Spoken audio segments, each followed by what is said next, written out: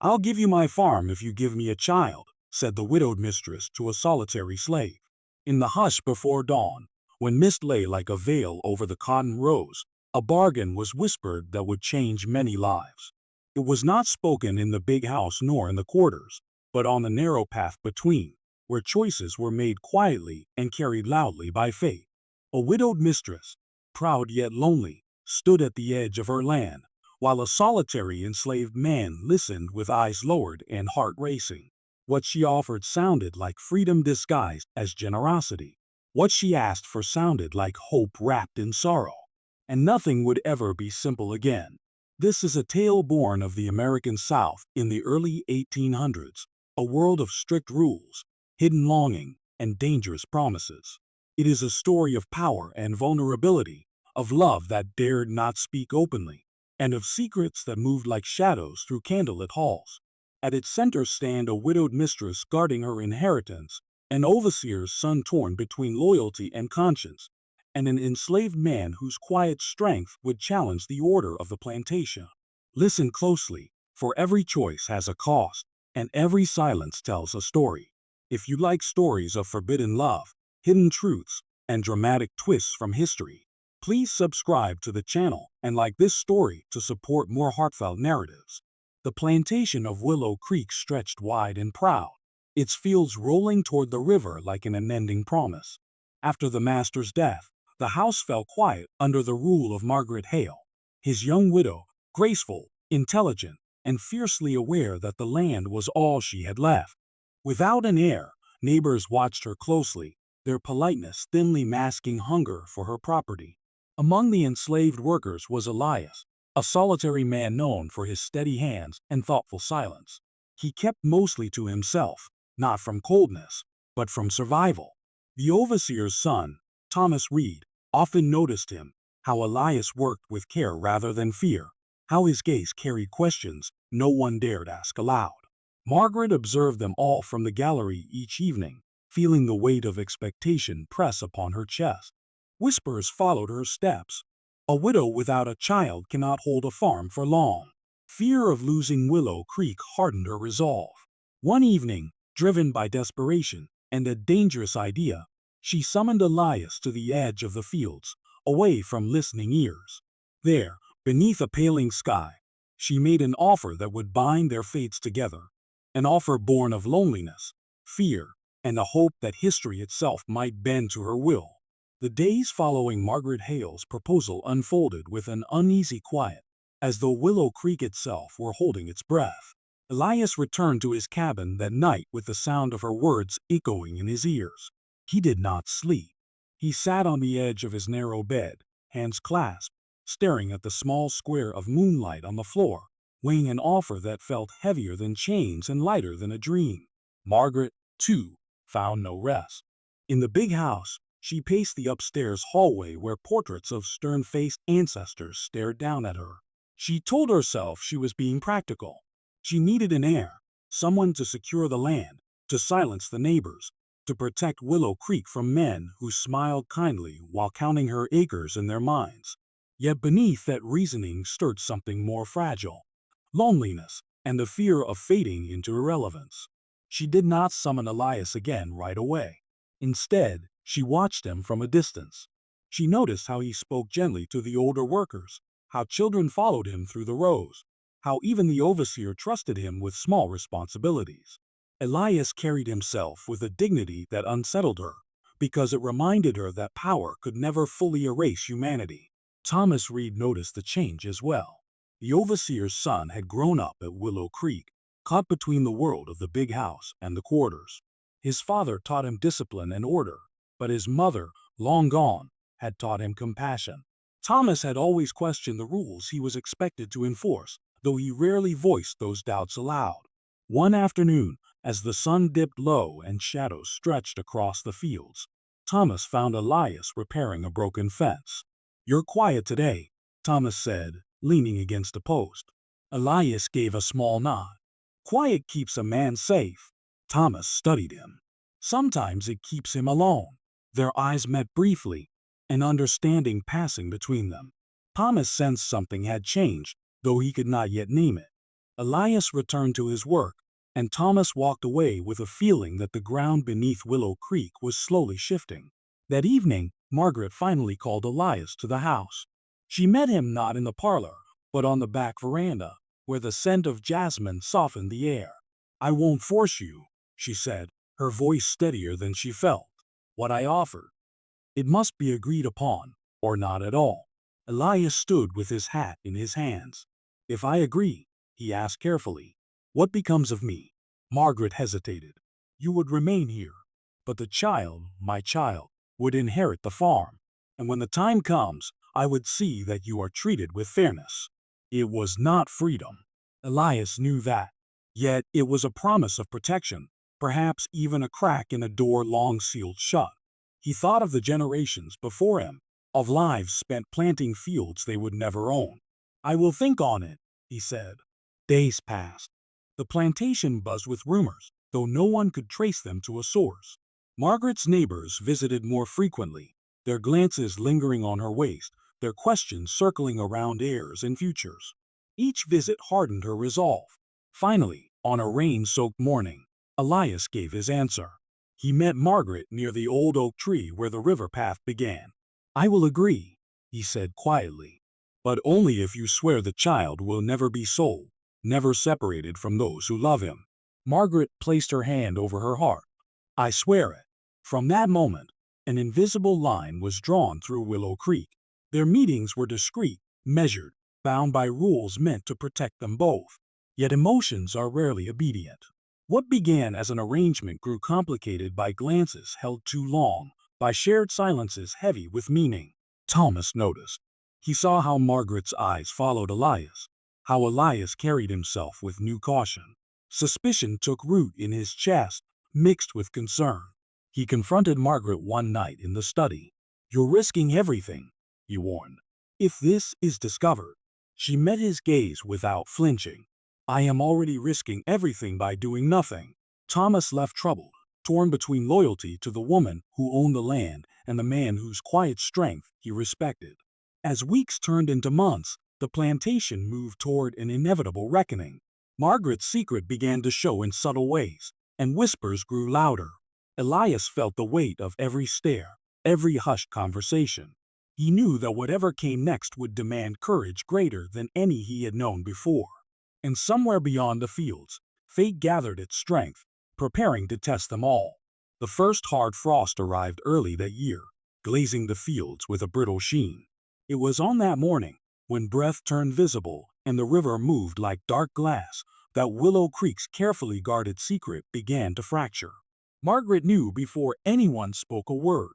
She felt it in the way the cook avoided her eyes, in the pause that followed every conversation, in the sudden politeness of visitors who had once been merely curious. Her condition could no longer be hidden by tailored dresses or measured steps. The truth pressed forward, demanding to be seen. Thomas Reed learned of it through his father. The overseer called him into the office, shut the door, and spoke in a low voice heavy with disbelief. "They say the mistress is with child," the overseer said, "and they say it isn't right." Thomas felt the room tilt. "Who says?" "Everyone," his father replied. "And they're asking questions about who." Thomas left without another word. He went straight to the river path, where he knew he would find Elias. The enslaved man was standing still, watching the water, as though bracing himself against what was coming. "They know," Thomas said. Elias nodded once. "I felt it." "What were you thinking?" Thomas demanded, anger and fear tangling in his voice. "This place will tear you apart for this." Elias turned to him, eyes steady. "I thought of a child who would not be sold. I thought of a promise." Before Thomas could answer, voices rose near the house. A small crowd had gathered, neighbors, overseers, men who had waited years for Margaret to falter. At their center stood Mrs. Calder, a sharp-eyed widow whose smile never reached her eyes. Margaret stepped onto the front steps, spine straight, hands folded. The cold wind tugged at her shawl, but she did not retreat. "I hear there are questions," she said calmly. Mrs. Calder spoke first. "A widow with an inheritance must answer to propriety. We wish to know who will claim this child." Margaret's gaze swept the crowd. For a moment, Fear tightened her throat. Then she remembered the oath she had sworn beneath the oak tree. "This child," she said clearly, "will be born under my name, and Willow Creek will remain mine." Murmurs surged. Someone laughed sharply. Another voice rose, pointing, accusing. "That man," Mrs. Calder said suddenly, her finger aimed like a blade toward Elias. "He's been seen too often near the house." Silence fell, thick and dangerous. Thomas stepped forward. "This has gone far enough." But it was Elias who moved next. He walked out from the shadow of the trees and stood where everyone could see him. His heart pounded, yet his voice did not shake. "If you mean me," he said, "then say it plain." Gasps rippled through the crowd. The overseer's face drained of color.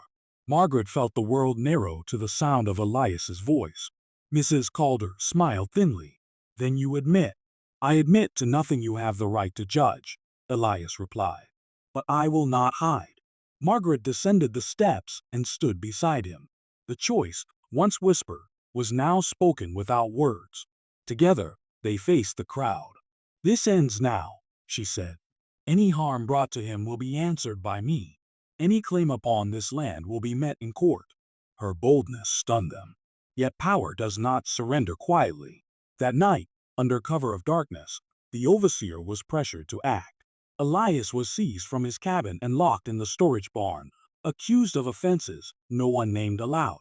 When Margaret learned of it, grief turned to steel. She rode through the night to the neighboring town, calling in every favor her late husband had ever earned. By morning, papers were drawn, seals pressed. Elias was released, not free, but protected by a legal arrangement that bound him to Willow Creek under Margaret's direct authority. The victory was fragile. The cost was immense. Thomas watched it all unfold, understanding at last that the world he knew was cracking. He visited Elias after his release. "You've changed this place," Thomas said quietly. Elias looked toward the fields. Or maybe it was already changing. As Margaret felt the child stir within her for the first time, she knew the greatest struggle was not yet over. The truth had been spoken, but consequences still waited, patient and unyielding. Willow Creek stood at the edge of something new, and no one could yet see what would survive. After the night of confrontation, Willow Creek did not return to normal. It settled instead into a tense, watchful quiet, like a house after a storm where every beam is tested by memory. The fields were worked, the meals were served, the bells rang on time, but beneath the routine lay a deep unease. Margaret withdrew from society. Invitations went unanswered, visitors turned away with polite firmness. She spent her days managing the farm herself, ledger in hand, determined to show that neither scandal nor judgment could undo her authority. Each step she took across the gallery felt deliberate, as though she were walking not just for herself, but for the life she carried. Elias remained under her protection, assigned work close to the house. Some saw this as favor, others as danger. Eyes followed him wherever he went. Yet he carried the weight with calm restraint, aware that any misstep could ignite what had only been contained, not extinguished. Thomas found himself walking a narrow line. His father's trust in the old order was shaken, and the overseer spoke often of leaving Willow Creek altogether. Thomas, however, felt rooted more deeply than ever. He visited Elias in the evenings, their conversations quieter now, heavier with understanding. "You ever wish you'd chosen silence?" Thomas asked one night. Elias considered the question. "Silence keeps the body safe," he said, "but it starves the soul." Margaret's pregnancy advanced, undeniable now. With it came a shift in the household. The women who served her grew fiercely protective, forming a quiet circle of care. In their presence, Margaret allowed herself moments of softness, moments when fear slipped out in whispered prayers and trembling hands. Yet danger lingered. Mrs. Calder and others continued to press from the edges, sending letters, making inquiries. One afternoon, a legal notice arrived, questioning Margaret's right to retain the property should her heir's legitimacy be challenged. That night, Margaret called Thomas and Elias together in the study. The fire burned low as she spoke. "They will not stop," she said. "They believe time will weaken me." Thomas clenched his jaw. "Then we must be ready." Elias met her gaze. "What would you have me do?" She paused, then answered with care. "Life! Be seen as a man of steadiness and honor. They fear what they cannot control." The winter passed slowly. The river swelled with thaw, carrying away the last of the frost. With spring came a fragile hope. Margaret drafted new arrangements, quietly placing portions of the land in trust for the child, beyond easy reach of her rivals. The day the baby was born arrived with suddenness. Rain drummed against the roof as Margaret labored through the night. When dawn broke, a child's cry cut through the storm, strong, insistent, alive. A son. Margaret held him with tears streaming down her face. "You are Willow Creek," she whispered.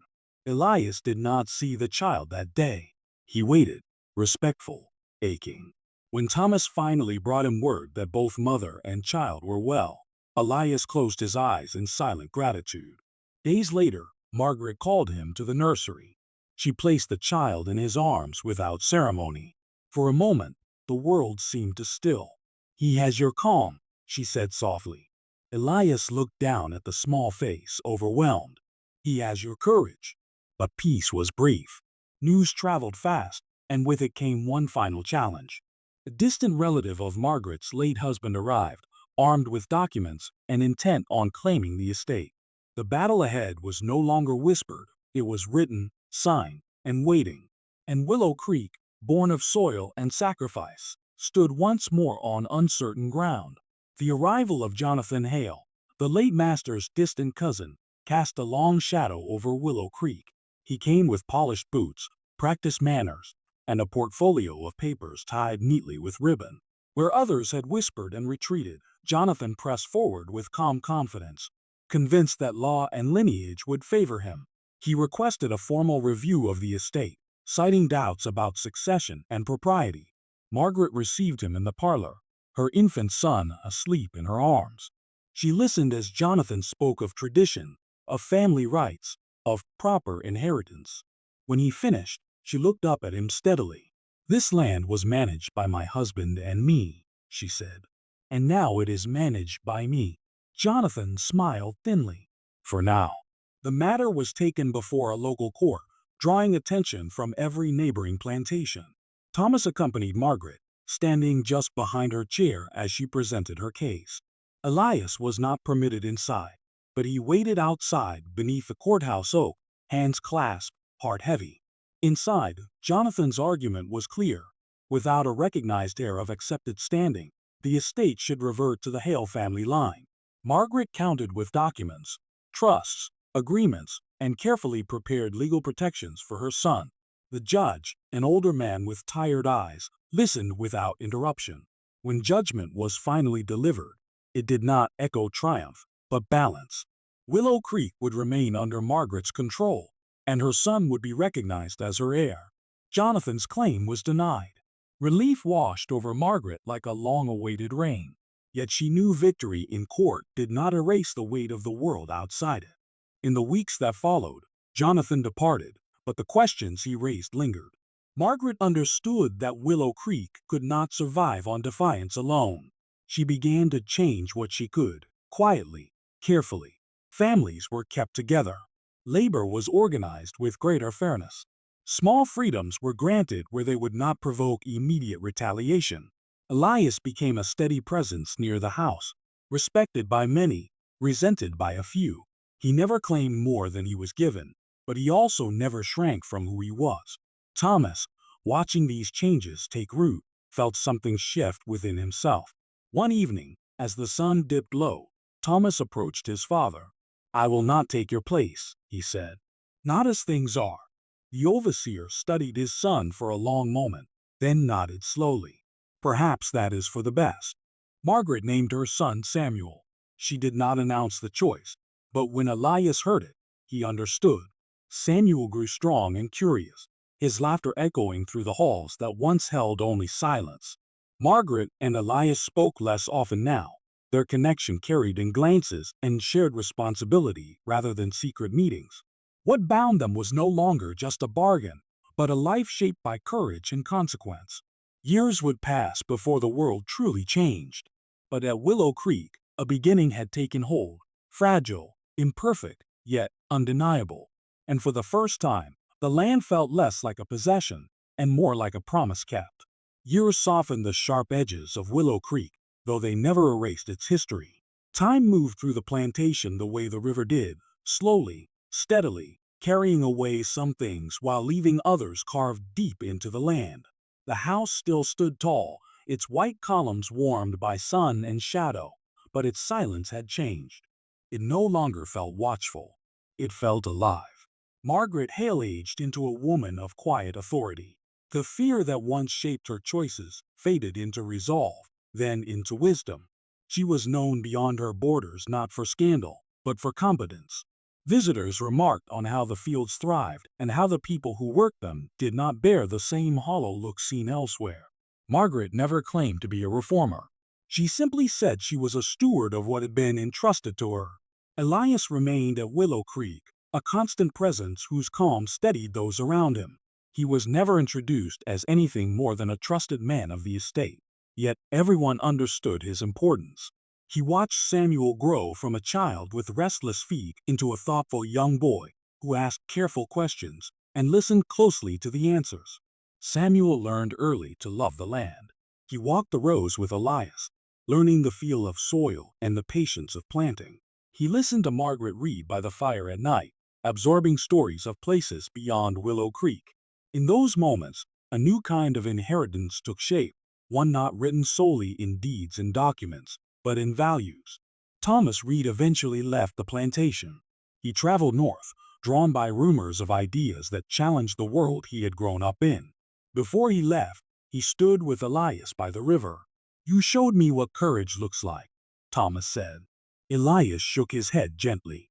"Courage is choosing to live with the truth." When news from the wider world reached Willow Creek, of debates, of conflicts, of changing laws, it arrived like distant thunder. Margaret followed these developments closely, preparing quietly for whatever future might come. She placed education at the center of Samuel's upbringing, believing knowledge to be the truest shield. On Samuel's 12th birthday, Margaret took him to the old oak tree by the river. Elias stood a short distance away, giving them space. Margaret spoke plainly. "This land has a complicated past," she told her son, "and a responsibility that belongs to you now." Samuel looked from her to Elias. "I want to make it better," he said simply.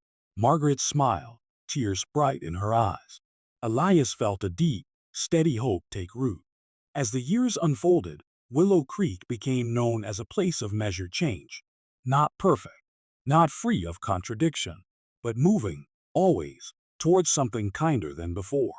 The whispers that once threatened its existence faded, replaced by cautious respect. In the end, no single bargain defined Willow Creek. It was shaped instead by a series of choices, some born of fear, others of love, all bound by consequence. And long after the original words were spoken beneath a pale sky, the land still remembered them, not as a secret, but as the moment when silence gave way to a future. Thank you for listening. If this story moved you, please subscribe and like the channel for more powerful historical narratives.